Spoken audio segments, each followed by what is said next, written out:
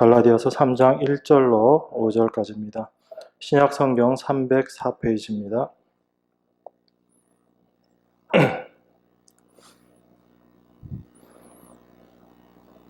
한 절씩 교독하도록 하겠습니다.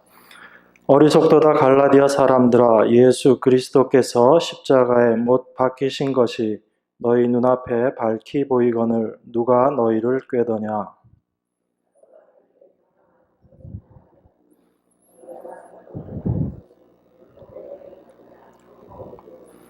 너희가 이같이 어리석으냐. 성령으로 시작하였다가 이제는 육체로 마치겠느냐.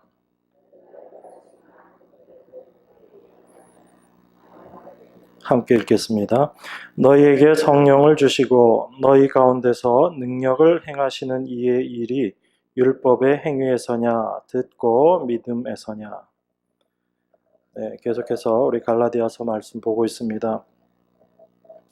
오늘 읽으신 3장 1절에서 5절까지 말씀은 다른 구절들하고 조금 다른 차이점이 있습니다. 주로 질문으로 이 구성 자체가 되어 있죠. 1절서부터 5절까지 여러분들 쭉 읽어보시면 계속 바울이 질문하는 그런 형식으로 되어 있습니다. 그런데 여러분들이 이 내용을 읽어보시면 아시겠지만 이걸 굳이 몰라서 하는 질문은 아니다 싶은 생각이 드시죠? 그죠? 이런 질문을 수사학적 질문이라고 이렇게 이야기합니다. 이제 어려운 말 써서 죄송한데요. 수사학적 질문이다. 이런 것은 몰라서 묻는 질문이 아니라는 이야기입니다. 다 아는 내용인데 그것을 확인한다라는 의미에서 질문을 하는 것을 우리가 수사학적 질문이다. 이렇게 이야기합니다. 그러니까 여러분들이 이 말씀을 읽으시면서 한 절 한 절 읽으시면서 여러분 안에 자연스럽게 대답이 나오게 돼 있는 내용들이 오늘 1절에서 5절까지의 말씀입니다. 그리고 오늘 읽으신 말씀의 또 다른 특징은 바울의 여러 다른 서신서의 내용들하고 조금 다르게 어떤 경험이라는 것을 중심으로 계속 이야기하고 있습니다. 그래서 갈라디아 교인들에게 어떤 논리적인 것을 이야기하기보다는 너희들이 이러한 것, 이러한 것, 이러한 것들을 경험하지 않았느냐라고 이야기합니다. 그래서 실제 살아있는 하나님의 말씀이 각자에게 어떻게 다가왔었는지를 바울은 이야기하면서 그것과 실제 너희들이 지금 현재 잘못된 것을 바라보고 있는 그 부분에서 어떤 것이 잘못 오해되고 있는지를 분명히 알 수 있지 않느냐 하는 그런 물음입니다. 1절은 이렇게 시작합니다. 어리석도다 갈라디아 사람들아, 예수 그리스도께서 십자가에 못 박히신 것이 너희 눈앞에 밝히 보이거늘 누가 너희를 꾀더냐, 이렇게 이야기합니다. 아주 1절부터 듣는 사람 입장에서는 참 마음이 그렇죠. 어리석도다. 왜 이렇게 어리석니 너희들, 그런 이야기입니다. 그러면서 예수 그리스도께서 십자가에 못 박히신 것이 너희 눈앞에 밝히 보이거늘 누가 너희를 꾀더냐, 이렇게 이야기합니다. 여기서 꾀더냐라고 되어 있는 이 말의 그 의미적인 내용은 이런 겁니다. 우리 눈에 보이는 것들을 혼란스럽게 해서 어떤 판단을 올바로 하지 못하게 한다라는 의미로 쓰이는 단어입니다.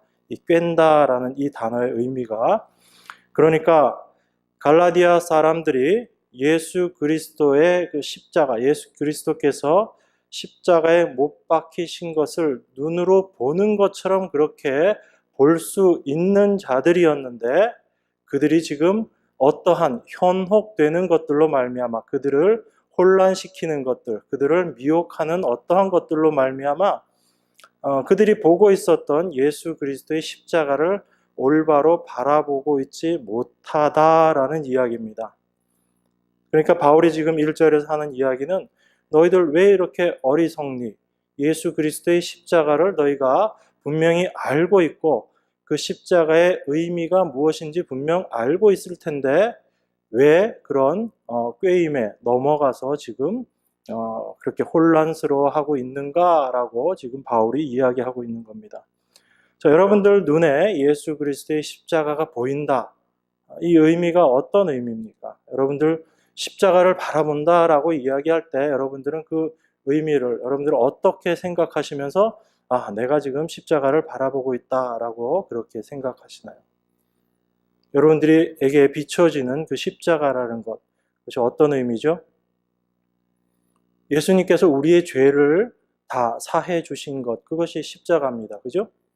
그런데 왜 예수님께서 굳이 십자가에 달리셔서 우리의 죄를 다 사해 주셨을까? 예수님께서 왜 십자가에 달리실 수밖에 없었을까요? 만약에 우리가 무언가를 할 수 있는 존재라면 예수님께서 십자가에 달리실 이유가 하등의 이유가 없는 겁니다. 그럼 예수님께서 십자가에 달리셨다라는 얘기는 바로 그 십자가를 바라보고 있는 우리들이 아무것도 할 수 없는 그런 무기력한 존재다라는 것을 이야기하고 있는 것입니다.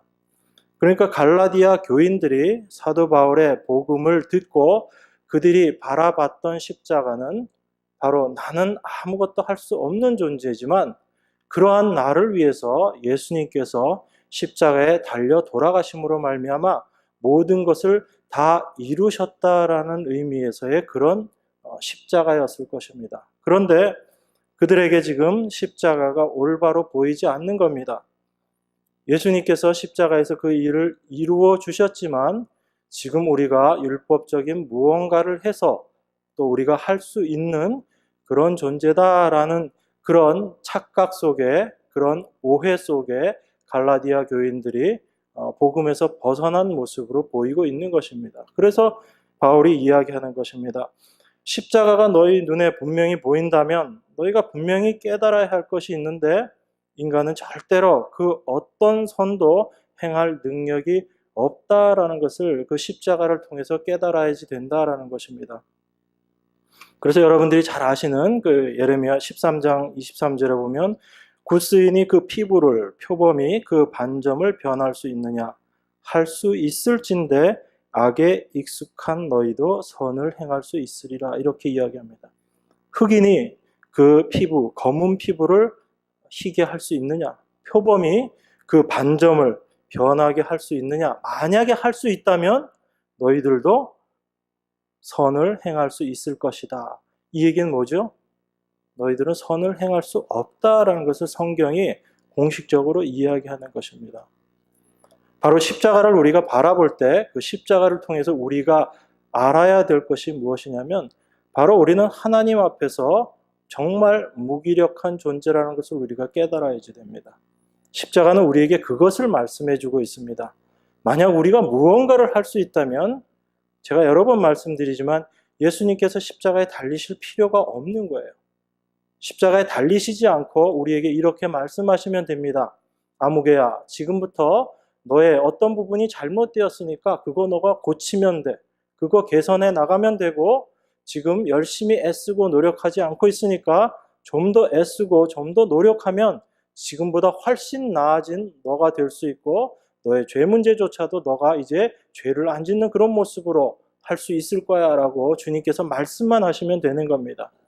그런데 주님께서 굳이 그렇게 말씀하시지 않으시고 우리의 모든 죄를 예수님께서 대신 짊어지시고 십자가에 달리셨다라는 얘기는 바로 그 십자가를 바라보면서 우리는 정말 하나님 앞에서 아무것도 할 수 없는 존재다라는 것을 깨닫으라는 그런 말씀의 의미입니다. 그래서 우리는 그 십자가를 볼 때마다 우리가 얼마나 하나님 앞에 무기력한 존재이고 선을 행할 수 없는 존재인가 하는 것을 우리가 고백하게 되는 것입니다.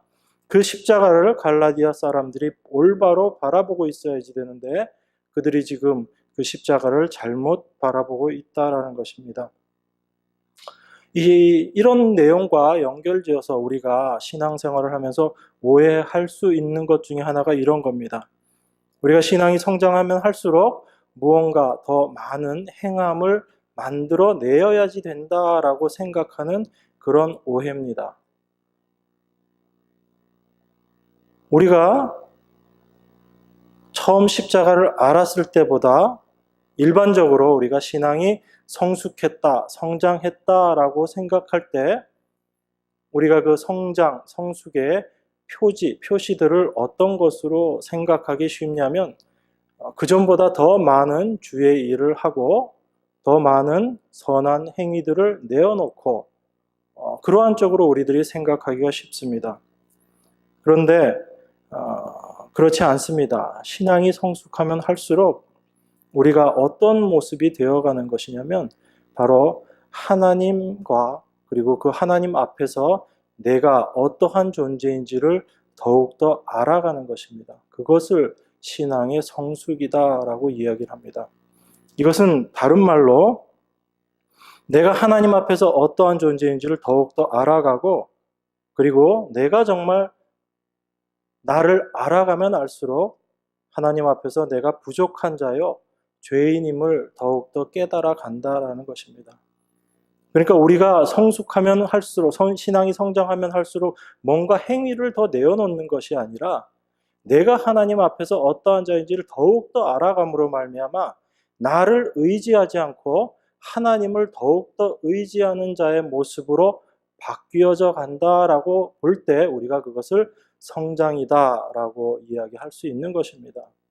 그렇기 때문에 항상 우리가 성숙한 가운데 있는 사람들은 그러한 모습들을 우리가 발견하게 됩니다. 이런 이야기를 할 때 혹자들은 또 이야기를 합니다. 그러면 우리가 어떤 행함이나 그런 부분들을 이야기 안 하고 그냥 단지 우리 자신을 더욱더 알아가는 것만으로 우리가 성장이다, 성숙이다라고 이야기할 수 있는가? 뭔가 행동의 변화들이 있어야지 되지 않는가? 그렇게 이야기하시는 분들이 있습니다. 분명 그러한 변화들이 있습니다. 그런데 그것의 그 본래적인 그 뿌리가 어떻게 변화가 되어서 그런 행동의 모습들로 나타나는가의 차이들이 있는 것입니다. 그런데 겉으로 드러나는 행위는 우리 눈에 보이는 모습일 수도 있고 보이지 않는 모습으로 나타날 수도 있다라는 것입니다. 그렇기 때문에 우리가 단지 겉으로 드러나는 것만을 가지고 평가를 하고 판단을 하게 되는 것을 성경은 아주 조심하라라고 이야기를 하는 것입니다. 그래서 그 외모로 그 사람의 행함으로 어떠한 것들을 평가하지 말라라고 이야기를 합니다. 우리가 하나님을 더욱더 알아가고 내가 하나님 앞에서 정말 무기력한 자임을 내가 알게 되고 내 자신을 의지하지 않게 되면 거기에 이어서 나오는 모습이 바로 나를 의지하지 않기 때문에 하나님 앞에 순종하는 모습으로 드러나는 겁니다. 그렇기 때문에 순종이라는 것이 내가 하나님의 말씀을 이제 순종해야지 하는 모습에서 드러나는 것이 아니고 내가 하나님 앞에 어떠한 자인지를 알아가면 알아갈수록 내 자신에 대해서 내려놓게 되기 때문에 순종이 되어지는 겁니다. 그러니까 우리가 억지로 순종을 하는 것이 아니고 하나님의 그 말씀 앞에서 우리가 낮아짐으로 순종되어지는 모습입니다. 그래서 그 순종되어지는 상황 속에서 우리의 어떤 행함들이 나타나기도 하고 어떤 경우는 그것이 내 안에서만 역사되어지고 겉으로 드러나지 않을 때도 있습니다. 그래서 우리가 외적인 것으로 판단할 수 없을 뿐이지만 각자가 경험 가운데 이 내 안에서 경험되어지는 부분들은 분명히 내가 나 자신을 알아갈수록 나를 의지하기보다는 하나님을 더욱더 의지하게 되어지는 모습들을 우리가 발견하게 되는 것입니다. 그래서 그 모습 속에서 우리는 늘 고민하고 갈등하고 그 예수님의 십자가 앞으로 계속적으로 나가게 됩니다. 그래서 우리가 잘 아는 그 누가복음에 나와 있는 그 종처럼 자기가 그 주인을 위해서 최선을 다해서 일을 했지만 그 마지막에 하는 말이 내가 명령받은 것을 다 행한 후에 나는 무익한 종이라 우리의 하여야 할 일을 한 것뿐입니다 라는 그런 고백을 내어놓게 되는 것입니다. 아무리 내가 열심을 다하고 최선을 다했지만 그것이 결코 나의 자랑이 될 수 없다라는 것입니다. 나의 자랑이 되지 않고 나는 참 하나님 앞에 아무런 유익도 드릴 수 없는 그런 존재입니다. 그냥 주님께서 시키신 일 저는 그냥 감사함으로 이것 감당했을 뿐입니다 라는 그러한 모습으로 드러나는 것입니다. 그런데 단지 행함이 많아지는 것이 성장이다라고 생각했을 때는 우리가 무엇을 하면 할수록 계속 내 안에 쌓이는 것은 나의 자랑밖에 없습니다. 그래서 그 자랑만을 내어놓게 되죠. 그래서 진정한 성숙, 진정한 성장이라는 것은 내가 십자가 앞에서 내 자신이 어떠한 자인지를 더욱더 알아가는 것, 그것을 우리가 성장이다라고 할 수 있습니다. 바울은 계속해서 이 십자가를 이야기합니다. 이 갈라디아서뿐 아니라 모든 서신서들을 통해서 바울은 계속적으로 이야기하는 것이 바로 이 십자가를 통해서 우리에게 베풀어 주신 그 하나님의 은혜를 계속 이야기합니다. 그래서 그 하나님의 은혜를 알아가면 알아갈수록 나에게 필요한 것은 나의 내가 내어놓을 수 있는 어떤 행함이 아니고 하나님의 은혜밖에 없다라는 것을 바울은 계속해서 이야기하는 것입니다. 오늘도 이 갈라디아 교인들에게 바울이 이야기합니다. 너희들이 참 어리석다. 너희가 지금 예수 그리스도의 십자가에 못 박히신 것을 너희가 눈으로 보는 듯이 그렇게 바라보고 있었던 자들인데 어떻게 너희들이 그러한 미혹을 받아서 지금 믿음 외에도 우리가 뭔가 하나님 앞에 내어놓을 것이 있다고 지금 그렇게 이야기하고 있는가라고 바울이 이야기하고 있는 것입니다. 그러면서 2절에 이렇게 이야기합니다. 내가 너희에게 다만 이것을 알려 하노니 너희가 성령을 받은 것은 율법의 행위로냐 듣고 믿음으로냐 이렇게 이야기하고 있습니다. 너희가 성령 받은 것이 율법의 행위였냐 아니면 듣고 믿음이었는가 이렇게 물어보는 겁니다. 바울이 갈라디아 지방, 갈라디아는 이방 지역이죠. 갈라디아 지역에 가서 복음을 전했을 때 그들에게 있어서는 특별히 그들에게 율법을 강조하였던 그런 부분이 없었습니다. 오직 복음만을 전했습니다, 바울이. 그래서 그 복음만을 듣고 그들이 성령을 받음으로 말미암아 참 하나님의 은혜로 그들이 하나님의 자녀 그리스도인들이 되었습니다. 그렇게 그리스도인이 된 성령을 받았던 그들이 지금 다시 거기에 하나님의 은혜 외에 뭔가를 더해야지 된다라고 그렇게 이야기할 때 바울이 지금 이렇게 물어보는 겁니다. 너희가 성령 받았을 때 그때 너희들이 율법으로 뭔가를 행해서 성령을 받았느냐 아니면 단지 믿었기 때문에 성령을 받았는가 이렇게 바울이 되물어보는 겁니다. 그들이 처음 믿음을 받았을 때 성령을 받았을 때는 율법의 어떤 행함도 없었을 때였거든요. 그렇게 해서 성령을 받고 하나님의 은혜를 받았던 갈라디아 사람들이 지금에 와서 그 하나님의 은혜로는 뭔가 부족한 것 같다라고 이야기하는 그 사람들의 말에 현혹되고 넘어가고 있다는 것이 얼마나 이들이 지금 어리석은 모습인가라는 것을 바울이 이야기합니다. 여기서 성령을 받았다라는 것에 대해서 오늘 좀 함께 나누기를 원합니다. 이 성경은요, 처음부터 끝까지 우리 인간이 믿을래야 믿을 수 없는 내용들입니다. 그 누구도 이 성경을 믿을 수가 없습니다.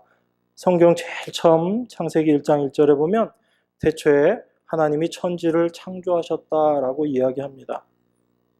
그 말을 믿을 수 있는, 그 말씀을 감당할 수 있는 사람이 아무도 없습니다. 어찌 보면 인간으로서는 절대로 믿을 수 없는 책이 바로 이 성경책입니다. 오히려 어떤 다른 논리나 철학서적이나 그런 인문과학 서적들은 보면서 우리가 이렇지라고 수긍을 하면서 받아들일 수 있지만 이 성경은 우리 인간의 본성으로는 절대로 믿을 수도 없고 믿어지지도 않는 이야기입니다. 하나님이 천지를 창조하셨다는 이야기나 예수님께서 성령으로 잉태되어서 태어났다는 이야기나 예수님의 그 모든 사역들이나 더군다나 예수님께서 십자가에 못 박혀 돌아가심으로 말미암아 우리 죄가 다 사해졌다는 이런 내용들이 도무지 인간의 지혜로는, 인간의 능력으로는 믿을 수도 없고 믿겨지지도 않는 이야기입니다. 사람들은 처음부터 부정을 합니다. 인간이 왜 죄를 지었고 그 죄가 왜 우리에게 다 영향을 끼쳐야지 되느냐라는 그 부분에서도 인간들은 반발할 수밖에 없는 것이 일반적인 모습들이거든요. 그렇기 때문에 성령이 임하시지 않으면 이 하나님의 말씀을 우리가 믿을 수가 없는 것입니다. 갈라디아 교인들이 처음에 그 하나님의 말씀을 듣고 바울이 전하는 그 복음의 말씀을 듣고 그들 가운데 성령이 임했을 때 생겨났던 결과물이 뭐냐면 그들이 예수 그리스도의 십자가를 믿음으로 받아들였다라는 것입니다. 성령이 임했다라는 부분을 우리가 여러 가지 모습으로 생각해 볼 수 있지만 지금 바울이 이야기하는 이 맥락에서는 그 성령이 임함으로 말미암아 예수 그리스도의 십자가를 그들이 믿게 되었다라는 이야기입니다. 하나님의 말씀을 그들이 믿을 수 있게 되었다라는 것입니다. 이렇게 성령이 임하지 않으면 하나님의 말씀을 알 수도 없고 그 말씀이 무엇인지 깨달아지지도 않는 것이 바로 일반적인 모습입니다. 그러니까 우리가 잘 알아야지 되는 부분이 우리가 구원받고 나서 나중에 또 성령을 추가로 받아야지 된다라고 이야기하는 그런 내용들은 성경과 맞지 않는 이야기입니다. 그러니까 사도행전에 보면 나중에 추가로 성령을 받는 그런 모습들이 나오지만 그것은 초대교회 당시에 구원의 역사에 대해서 성령께서 어떻게 그 구원들을 이루어 가시는가라는 것을 설명하기 위한 내용 속에서 성령이 임하는 모습들을 그렇게 부각을 시켜 놓은 부분들입니다. 그래서 어찌 보면 예수님의 제자들이 나중에 성령을 받게 되는 오순절 사건들을 통해서 성령을 받게 되는 그런 모습들이 나타나는데 그것은 모든 사람들이 구원함을 받고 나중에 따로 성령을 받아야지 된다의 의미가 아니고 성령께서 구약에 약속되었던 그 성령이 이 시대에 이제 예수님의 십자가 이후에 성령이 실제로 임했다라는 것을 보여주기 위한 사건으로 그 내용들이 있는 겁니다. 그래서 사도행전에만 보면 다른 데서는 그런 내용들이 나오지 않는데 사도행전 속에서만 믿음과 그리고 나중에 성령이 임하는 부분들이 몇몇 군데서 그렇게 드러나게 되는 겁니다. 그래서 성령의 역사로 말미암아 그들이 온전한 구원 가운데 거하게 된다라는 것을 이야기하고 있습니다. 그러니까 구원받고 난 이후에 별도의 성령을 다시 더 받아야지 된다라고 그걸 요즘에 보니까 세컨드 블레싱이라고 그렇게 이야기하더라고요. 제2의 두 번째 축복 이렇게 이야기하는데 그거하고는 다른 모습입니다. 우리가 구원 받을 때 바울이 지금 분명히 이야기하고 있죠. 너희가 성령을 받은 것이 율법의 행위로냐 듣고 믿음으로냐 분명히 바울이 이야기하고 있잖아요. 우리가 믿을 때 바로 성령께서 우리 안에 들어오시는 것입니다. 그래서 이 성령이 우리 안에 오심으로 말미암아 우리가 하나님의 말씀을 온전한 믿음으로 받아들일 수 있게 되는 것입니다. 그렇기 때문에 우리가 이 성령이 임하지 않는다면 성경이 무엇인지를 올바로 알지 못하는 거예요.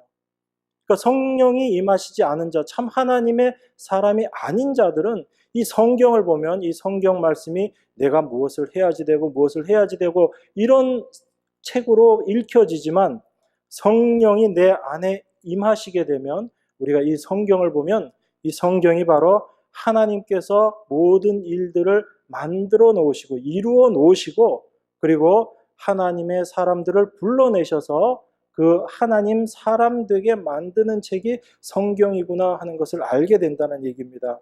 그러니까 참 내 안에 성령이 없으면 이 성경은 나에게 율법의 의미로 그 책으로밖에 나에게 다가올 수 없지만 내 안에 참 성령이 계시면 이 성령으로 말미암아 이 성경을 올바로 바라보게 되고 이 성경의 말씀들을 통해서 내가 온전한 하나님의 사람으로 되어지게끔 해주는 것이 바로 이 성경이라는 것입니다.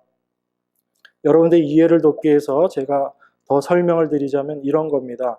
왜 성령이 오셔야지 우리가 이 말씀을 올바로 이해할 수 있는가라는 것은 이런 거하고 비슷하다고 생각할 수 있습니다.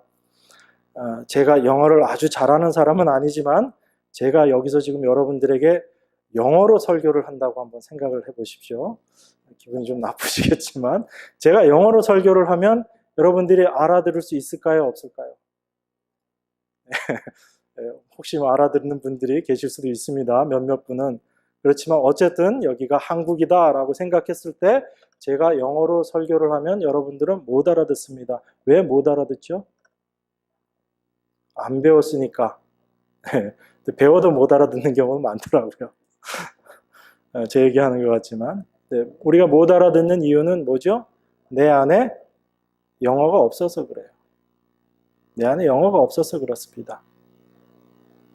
그런데 여기에 여러분들이 아니고 아주 어린 아이들이라도 미국 아이들이 여기 앉아 있으면 제가 영어로 설교하면 그 아이들 알아들을 수 있을까요? 없을까요? 알아듣습니다. 무슨 말인지 다 알아듣는다고요. 왜 그렇죠? 그 아이들은 그 안에 영어가 들어있거든요. 그 아이들은 태어나서부터 계속 배우고 들은 것들이 그것이기 때문에 그것이 영어가 그 안에 들어있습니다. 그렇기 때문에 영어로 말하면 그냥 다 이해하는 거예요. 이해가 아주 정확한 이해는 아니지만 우리가 성령이 우리 안에 임하셨을 때 그 성령으로 말미암아 이 말씀을 이해하게 된다. 말씀의 의미가 무엇인지를 알게 된다라는 것을 그렇게 우리가 생각을 해볼 수 있는 것입니다. 바로 내 안에 하나님 나라의 말씀, 그 하나님 나라의 말씀이 올바로 이해되기 위해서는 그 하나님에 속한 부분이, 하나님에 속한 것이 내 안에 있어야지 내가 그 하나님의 말씀을 올바로 이해할 수 있다라는 것입니다. 그렇기 때문에 성령이 오셔야지만 내가 그 하나님의 말씀을 깨달아 알 수 있고 그 하나님의 말씀대로 우리가 살아가는 것이 가능해지는 것입니다.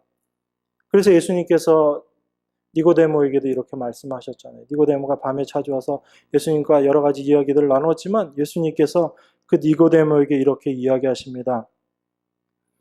사람이 거듭나지 아니하면 하나님 나라를 볼 수 없다라고 그렇게 이야기합니다.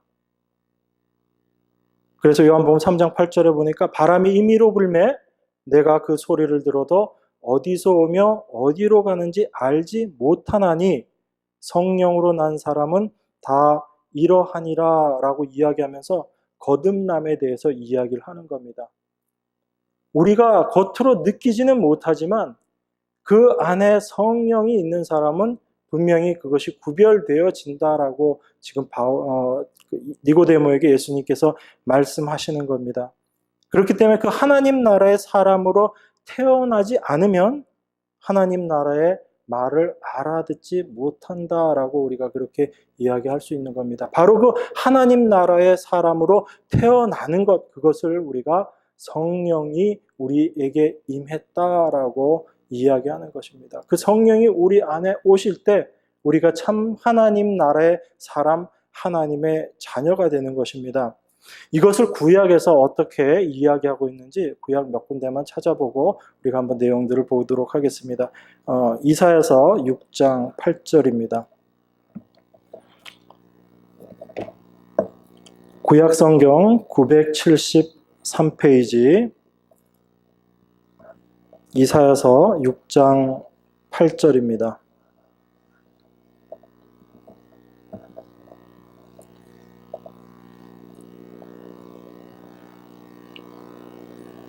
(13절까지) 제가 봉독하겠습니다. 내가 또 주의 목소리를 들은즉 이르시되 내가 누구를 보내며 누가 우리를 위하여 갈꼬 그때 내가 가로되 내가 여기 있나이다 나를 보내소서.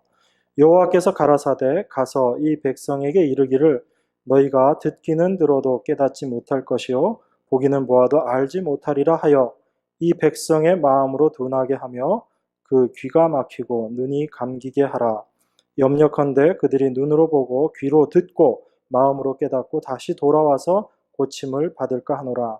내가 가로되 주여 어느 때까지나이까 대답하시되 성읍들은 황폐하여 거민이 없으며 가옥들에는 사람이 없고 이 토지가 전폐하게 되며 사람들이 여호와께 멀리 옮기워서 이 땅 가운데 패한 곳이 많을 때까지니라.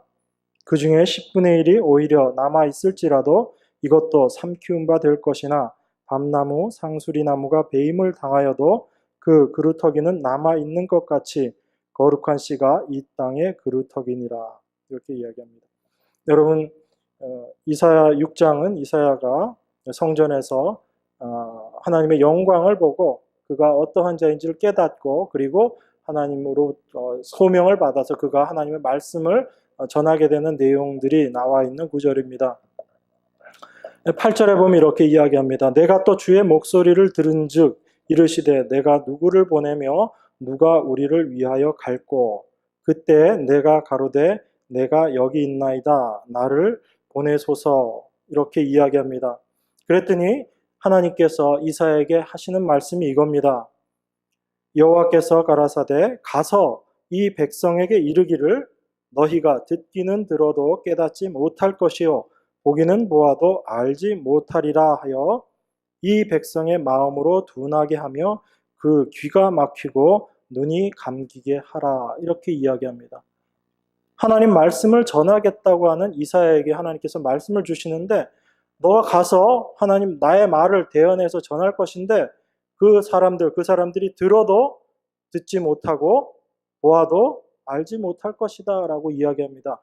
더군다나 더 나아가서 뭐라고 이야기하냐면 이 백성의 마음으로 둔하게 하며 그 귀가 막히고 눈이 감기게 하라 라고 이야기합니다. 이사야가 하나님의 말씀을 전하는데 그 말씀을 듣는 이스라엘 백성들이 아무도 그 말씀을 깨닫지 못할 것을 지금 이야기하고 있는 겁니다. 그래서 말씀을 전해도 그들이 듣지도 못하고 봐도 알지도 못할 것이다. 오히려 귀가 막히고 눈이 감기고 그 마음이 둔해질 것이다. 이렇게 이야기합니다. 그리고 나서 그렇게 하나님께서 말씀하시자 언제까지 그러면 그 사람들이 그렇게 될 것입니까? 라고 이사야가 다시 물어봤을 때 하나님께서 말씀하시는 것이 이런 내용들입니다. 성읍들은 황폐해서 거민이 없어지고 가옥들은 사람이 없고 토지는 다 폐해지고 사람들은 여호와께 멀리 옮겨와서 이 땅이 다 이렇게 폐해진 곳이 많을 때다. 그런데 그 중에서 특별히 이 10분의 1이 남아있을지라도 그 사람들조차도 다 삼키운 바 되고 마지막에 그루터기 하나만 남게 될 것이다. 그러면서 그 그루터기가 거룩한 씨가 바로 이 땅의 그루터기다라고 이야기합니다.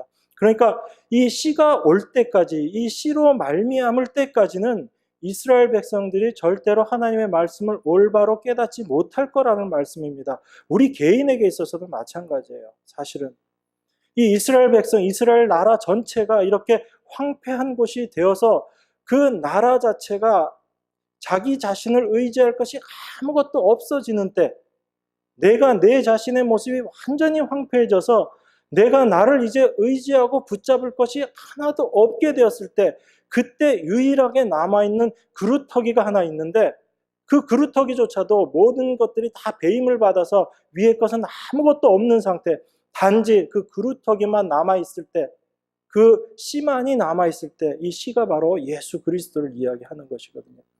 그래서 그 그루터기로 말미암아, 그 씨로 말미암아 우리가 올바로 깨닫게 된다라는 것을 이야기하는 겁니다. 이사야를 통해서 하나님의 말씀이 우리들 각자에게 이스라엘 백성, 여기서 이스라엘 백성이라는 게 바로 하나님의 나라 교회를 상징하고 있는 거잖아요. 구약에서의 이스라엘이라는 것이. 그렇기 때문에 하나님의 말씀을 올바로 깨닫게 되는 때가 언젠가 바로 그 남은 모든 것들이 다 없어지고 단지 남은 것이 그루터기밖에 없었을 때, 그 씨밖에 남지 않았을 때 그 씨로 말미암아 이스라엘 백성들이 이제 듣지도 못하고 보지도 못하고 깨닫지도 못하는 그런 마음이 둔한 상태를 벗어나게 될 것이다 라고 이야기하고 있는 것입니다. 그래서 에스겔서 11장에 보면 하나님께서 내가 그들에게 일치한 마음을 주고 그 속에 새 신을 주며 그 몸에서 굳은 마음을 제하여 부드러운 마음을 주어서 내 율례를 쫓게 하겠다라고 말씀하시는 겁니다. 하나님께서 무엇을 주신다고요? 우리들 속에 새 신을 주신다고 이야기하십니다. 성령을 주시겠다고 말씀을 하시는 거예요. 그래서 성령이 오셔야지 우리 안에 있는 그 굳은 마음들이 제하여지고 이 마음이 부드럽게 됨으로 말미암아 하나님의 말씀을 온전히 하나님의 말씀으로 받아들일 수 있게 되는 그 모습이 될 것이다 라고 이야기합니다. 그리고 요엘서에 보면 우리가 오순절 때 일어났던 그 사건들을 미리 예언하신 말씀이 그거죠. 그 후에 내가 내 신을 만민에게 부어주리니 너희 자녀들이 장래일을 말할 것이며 너희 늙은이는 꿈을 꿀 것이며 젊은이들은 이상을 볼 것이다. 이렇게 이야기합니다. 그래서 하나님의 신이, 하나님의 영이 우리 안에 들어옴으로 말미암아 우리가 이제 무엇을 분별하게 되냐면 예언을 하게 되고, 무엇을 이야기하게 되냐면 또 이상을 이야기하게 된다는 것입니다. 여러분, 자녀들이 이상을 주로 보나요? 아니면 나이 드신 분들이 이상을 보게 되나요? 우리가 그냥 논리적으로 생각하면 이상과 미래일, 장래일, 이런 것, 장래일이라는 것은 내가 현재의 삶 속에 경험되어져야지 장래의 것들을 바라볼 수 있게 되는 겁니다. 그죠? 그 다음에 이상이라는 것은 내가 아직까지도 뭔가 좀 내 자신에 대해서 잘 모를 때 이상이라는 것을 품게 되죠. 꿈을 품게 된다는 얘기입니다. 그런데 성경은 그거하고 반대로 이야기하고 있거든요.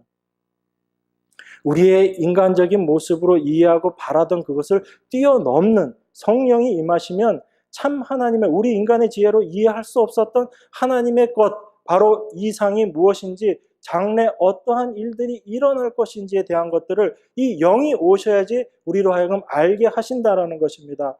하나님의 영이 임하시지 않으면 이 세상의 마지막이 어떻게 될 것인지, 심판이 어떻게 될 것인지, 그 이후의 일들이 어떻게 될 것인지 우리는 절대로 알 수 없습니다.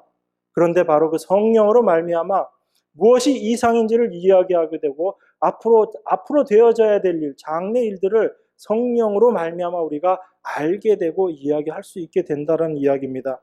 이게 성령께서 우리 안에 오시지 않으면 절대로 되어지지 않는 일을 이야기하고 있는 겁니다. 그러니까 우리가 하나님의 말씀을 믿는다라고 했을 때 이 믿음이라는 것, 이것을 믿는다는 것이 내가 열심히 연구하고 노력해서 믿어지는 것이 아니고 하나님의 영이 우리 안에 임하심으로 말미암아 우리가 이 말씀을 믿게 된다는 이야기입니다. 그래서 베드로전서 1장 10절에 보면 이렇게 이야기합니다. 이 구원에 대하여는 너희에게 임할 은혜를 예언하던 선지자들이 연구하고 부지런히 살펴서 자기 속에 계신 그리스도의 영이 그 받으실 고난과 후에 얻으실 영광을 미리 증거하여 어느 시 어떠한 때를 지시하는지 상고하니라. 이 섬긴 바가 자기를 위한 것이 아니요 너희를 위한 것임이 계시로 알게 되었으니 이것은 하늘로부터 보내신 성령을 힘입어 복음을 전하는 자들로 이제 너희에게 고한 것이요 천사들도 살펴보기를 원하는 것이다. 이렇게 이야기합니다. 이때적의 선지자들이 하나님의 말씀을 부지런히 연구하고 살펴서 우리들에게 어떠한 은혜가 임할 것이다라는 것을 미리 예언해 놨다는 얘기예요. 그 말씀들이 어떤 거였죠? 우리가 봤던 이사야서의 말씀들, 그리고 예레미야, 에스겔서에 나와 있는 말씀들, 그리고 요엘 선지자의 이 말씀들, 구약에서 선지자들을 통해서 하나님께서 그 은혜가 어떻게 임할 것인지에 대해서 계속 다 이야기를 하셨던 이야기입니다. 그런데 이 사람들이 부지런히 살펴서 연구하고 이렇게 그 은혜에 대해서 이야기를 했는데 그 이야기를 어떻게 할 수 있었는가 보니까 11절에 자기 속에 계신 그리스도의 영이 그 받으실 고난과 후에 얻으실 영광을 미리 증거했다라고 이야기합니다. 구약의 이 선지자들 안에 선지자들에게 하나님 그리스도의 영이 임해서 그 그리스도께서 어떠한 영광을 받으시고 십자가에서 무슨 일들을 이루실 것인지에 대한 것을 그 선지자들에게 미리 다 알려줘서 하나님의 자녀들에게 은혜가 어떻게 임할 것인지를 다 그 영이 알려줬다라고 이야기하시는 것입니다. 그러니까 이 사람들이 이렇게 열심히 섬긴 것이 바로 우리를 위한 이 은혜의 말씀을 받게 되는 베드로 사도가 우리라고 이야기하는 바로 이 신약의 우리들을 위해서 이 선지자들이 그러한 일들을 다 행했다라는 것입니다. 그렇기 때문에 이 하나님의 영이 임하지 않으면 절대로 우리가 하나님의 이 말씀들을 알 수 없는 것입니다. 그래서 바울이 지금 이 갈라디아 성도들에게 이렇게 이야기하는 것입니다. 내가 너희에게 다만 이것을 알려 하노니 너희가 성령을 받은 것이 율법의 행위로냐 듣고 믿음으로냐 이렇게 이야기하고 있는 것입니다. 너희들이 그 하나님의 은혜를 깨닫고 예수 그리스도의 십자가를 깨달았는데 그것이 너희들이 무언가를 행해서 그 성령이 너희들에게 임했었나 아니면 너희가 이 복음의 진리의 말씀을 듣고 그 말씀을 들었을 때 성령이 너희 가운데 임하게 되어서 참 하나님의 은혜를 깨닫게 되었느냐라고 바울이 지금 갈라디아 교인들에게 질문하는 것입니다. 여기서 또 한 가지 바울이 이야기하고 있는 것이 바로 이 믿음을 우리에게 믿음을 전해주는 믿음이 우리 안에 역사하기 위해서 반드시 들음이 필요하다라는 것을 이야기하고 있습니다. 그것은 단지 우리가 구원받기 위한 그 믿음만을 이야기하는 것이 아니고 우리가 날마다의 삶 가운데 하나님의 믿음으로 살아가기 위해서는 이 전해지는 이 성경의 이 말씀들을 우리가 늘 묵상하며 이 말씀을 붙잡고 있어야지 된다는 얘기입니다. 그래서 이 말씀을 통해서 이 시대에는 다른 것을 통해서 하나님께서 역사하지 않으십니다. 사실은 이 계시라는 것이 이 성경 66권으로 계시는 사실 완성된 겁니다. 이것 외에 어떤 다른 계시가 있을 수가 없습니다. 그렇기 때문에 보면 어떤 계시, 다른 성경 이외의 다른 계시들을 얘기하는 여러 부류의 사람들이 있는데 기도를 통해서 우리가 별도의 어떤 계시 하나님의 말씀을 다시 또 받아야 된다. 여러 가지 그런 이야기들이 있지만 우리가 이 하나님께서 이 성경 66권을 완성하시고 난 이후에는 이 성경 자체가 계시입니다. 그래서 이 말씀을 통해서 우리에게 역사하시는 거예요. 언제 시간이 되면 성경이 얼마나 하나님께서 이 성경이 만들어지는 것에 하나님께서 역사하시지 않으셨으면 과연 이렇게 될 수 있었던가 하는 것들을 우리가 한번 묵상해 볼 수 있습니다. 보면 볼수록 우리가 이 성경을 알아가면 알수록 이것은 하나님의 작품이다라는 것을 믿음 가운데 더 받아들이게 됩니다. 단지 인간들이 모여서 성경학자들이 모여서 이것을 66권으로 묶었지라는 정도의 이야기가 아니고 그 시대를 통해서 그 사람들을 통해서 하나님께서 어떻게 역사하셨는지를 이 성경을 통해서 우리는 더욱더 알게 됩니다. 그래서 계시는 이미 이 66권의 성경을 통해서 다 완성된 겁니다. 이 완성된 계시의 말씀들을 우리가 이제 살아가면서 이 말씀들을 날마다 깨달아가면서 하나님이 우리에게 주시는 계시의 말씀으로 우리가 이것을 경험하게 되는 겁니다. 그래서 하나님의 말씀이 무엇인지, 하나님의 말씀의 의미가 무엇인지를 우리가 날마다 알아나가는 것입니다. 그래서 바울이 너희가 3절 너희가 이같이 어리석으냐 성령으로 시작하였다가 이제는 육체로 마치겠느냐 이렇게 이야기합니다. 성령으로 시작한 게 뭐죠? 그들이 믿음으로 그 복음의 말씀들을 깨닫고 그래서 하나님께로 하나님을 알아가고 참 하나님의 자녀가 됨이 그들이 믿음으로 바로 성령으로 시작되었는데 이제 거기에다가 우리가 뭔가를 행해야지 된다는 인간의 어떤 행함이나 노력이나 그런 것들 그걸 여기서 바울은 뭐라고 이야기했냐면 육체라고 표현을 한 것입니다. 하나님의 영과 대비되는 모습으로 육체라는 표현을 쓰면서 인간의 행위와 인간의 노력, 그 모든 것들, 그러한 것들을 육체로 마치게 되는 일이다라고 바울이 이야기하는 것입니다. 하나님의 은혜로 믿음으로 너희가 시작을 했다가 다시 그 은혜를 버리고 이제 너의 인간의 어떤 행함으로 다시 돌아가겠느냐라고 이야기하는 것입니다. 4절입니다. 너희가 이같이 많은 괴로움을 헛되이 받았느냐? 과연 헛되냐? 이 바울은 지금 1절서부터 5절까지 이 갈라디아 성도들이 경험했던 그 경험들을 지금 계속 한 가지씩 이야기하면서 그들이 그 경험들 속에서 확증되어졌었던 그들의 믿음, 바로 그 하나님 나라, 성도들의 모습들을 이야기를 하면서 그것에서 벗어나 있는 지금 갈라디아 교인들에게 이야기를 하고 있는 것입니다. 그러면서 4절에 하는 이야기가 그들이 받았던 괴로움에 대해서, 고난에 대해서 이야기를 하고 있는 것입니다.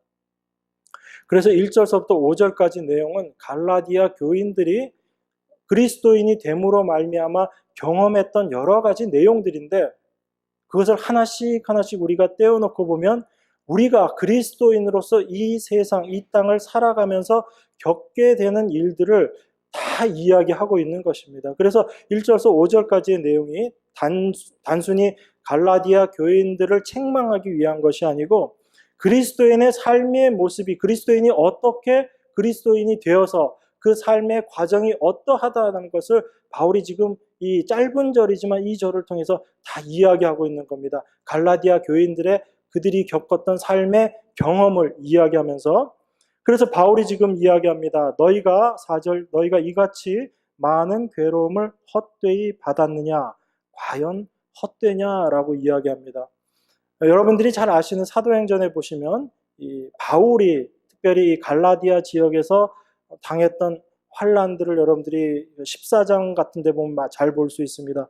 거기에 보면 바울이 그 복음을 전하다가 유대인들로부터 돌에 맞아서 거의 죽은 것처럼 되어서 성 밖으로 끌어내놓고 나서 바울이 거기서 다시 살아나는 그런 모습들. 그러니까 바울이 얼마나 고통을 갈라디아 지역에서 고난을 괴로움들을 겪었는가 하는 것을 사도행전에서 잘 설명하고 있습니다.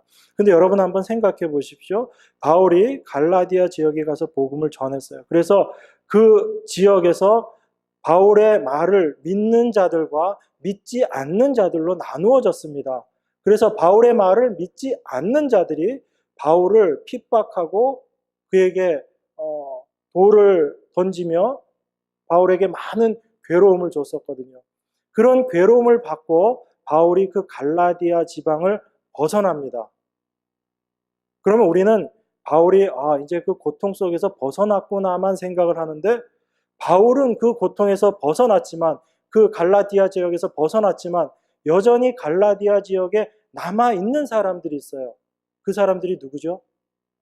바로 지금 이 바울의 이 서신을 듣고 있는 사람들이거든요.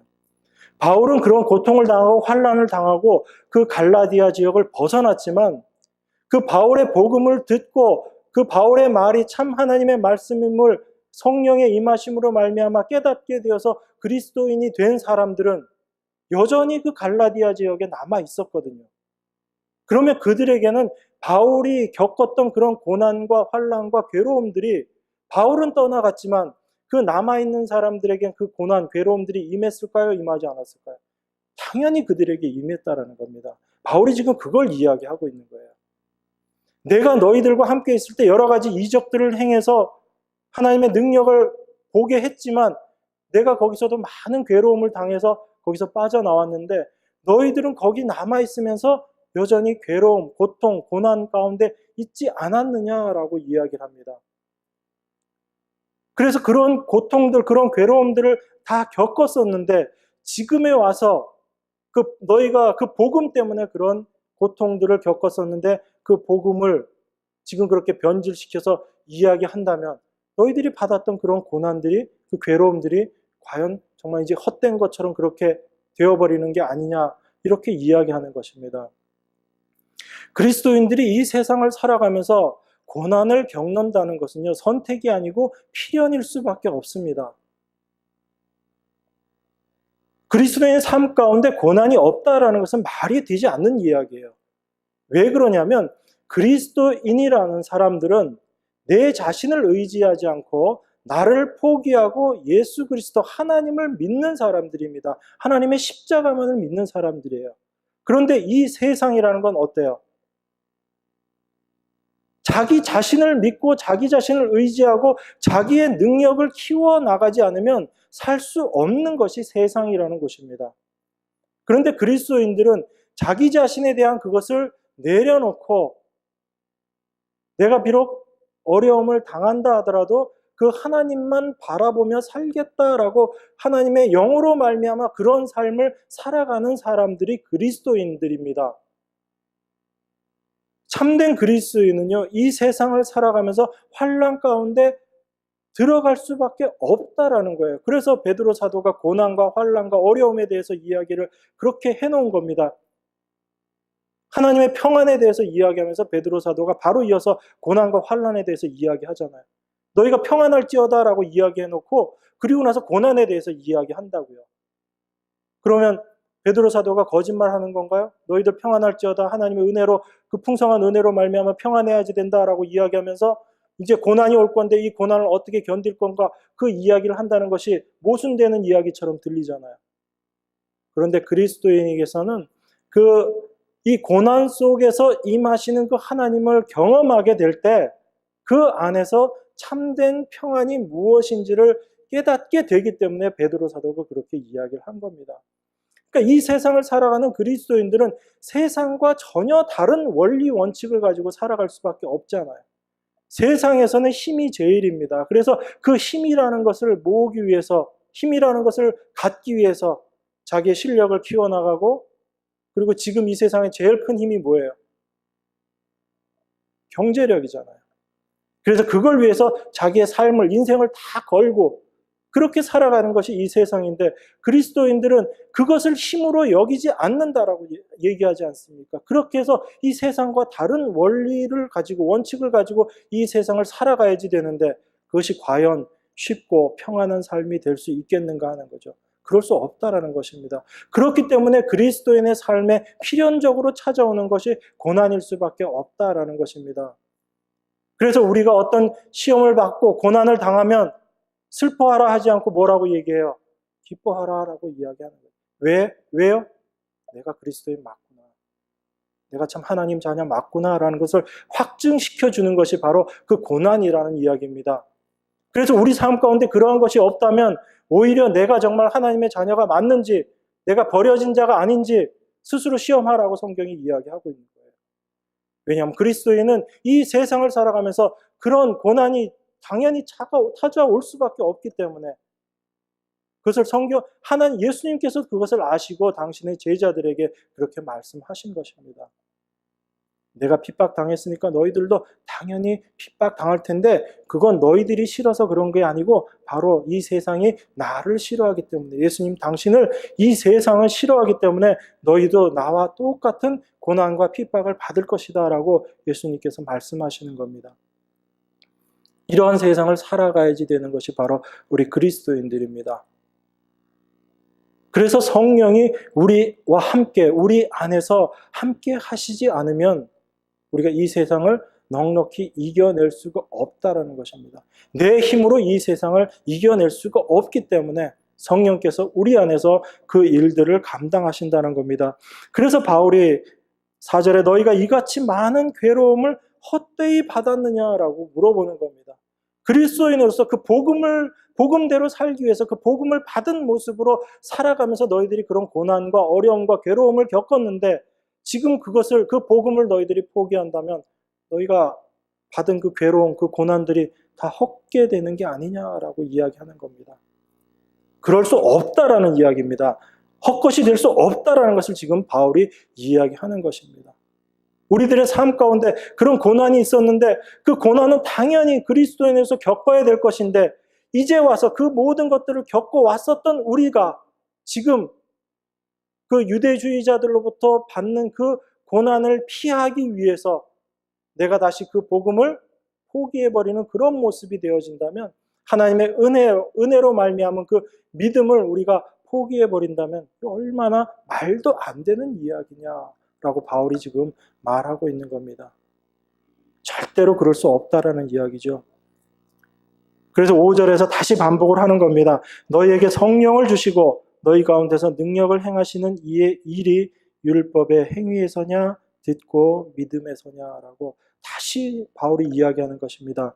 너희에게 성령을 주시고 그리고 너희 가운데서 능력으로 행하셨던 그분의 일, 너희들이 지금까지 그 믿음의 삶 속에서 경험하고 너희 삶을 통해서 고백되어질 수 있는, 너희 삶을 통해서 드러났던 하나님의 성령으로 말미암은 그 능력의 그 모든 그것들을 너희가 지금 다시금 이야기하는데 과연 그게 너희가 어떤 율법을 행해서 그러한 것들을 너희 삶 가운데 경험하게 되었느냐, 아니면 단지 믿음으로 말미암은 그것으로 말미암아 그러한 삶을 살아왔는가라고 바울이 다시금 물어보는 것입니다.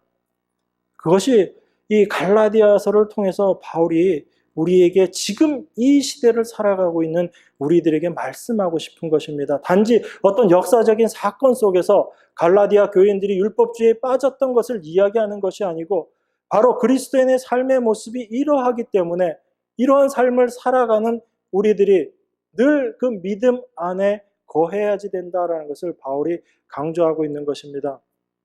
빌립보서 1장 6절에 보면 이렇게 이야기합니다. 너희 속에 착한 일을 시작하신 이가 그리스도 예수의 날까지 이루실 줄을 우리가 확신하노라. 이렇게 이야기합니다.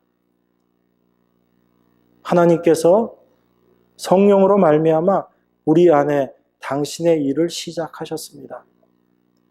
그 능력의 하나님, 그 신실하신 하나님이 여러분 안에 거하신다면 그분이 여러분의 삶을 끝까지 책임지고 가실 거라는 것을 지금 빌립보서를 통해서 이야기하는 겁니다. 너희 속에 착한 일을 시작하신 이가 그리스도의 예수의 날까지 이루실 줄을 우리가 확신하노라. 이 확신 가운데 살아가는 저와 여러분 되기를 주님의 이름으로 축원합니다. 기도하겠습니다. 하나님 아버지 감사합니다. 우리에게 그 그리스도의 영을 부어주심으로 말미암아 그 하나님의 영원하신 생명을 우리에게 허락하심으로 말미암아 그 하나님 자녀 되게 하시고 하나님 나라 백성 되게 하시니 감사드립니다. 그런데 우리는 늘 그런 하나님의 은혜에 잡혀 있기보다는 우리 자신의 모습들을 생각하며 내가 무엇을 할 수 있을까에 늘 잡혀있는 우리들 모습을 발견합니다. 하나님 나를 이제 내려놓게 하시고 내 안에서 그 모든 일들을 이루시며 완성해 가시는 그 주님 바라볼 수 있는 믿음 허락하여 주시옵소서. 그래서 내 힘으로, 내 뜻대로, 내 의지로 살아가는 것이 아닌 참 그리스도인으로 그리스도 영이 내 안에 계심으로 말미암아 그 믿음으로 살아가는 저희들 다 될 수 있도록 축복하여 주시옵소서. 우리 안에서 참으로 시작하신 이가 그리스도 예수의 날까지 완전히 다 이루시며 완성해 주실 것을 믿사오며 귀하신 예수 그리스도 이름 받들어 기도드리옵나이다. 아멘.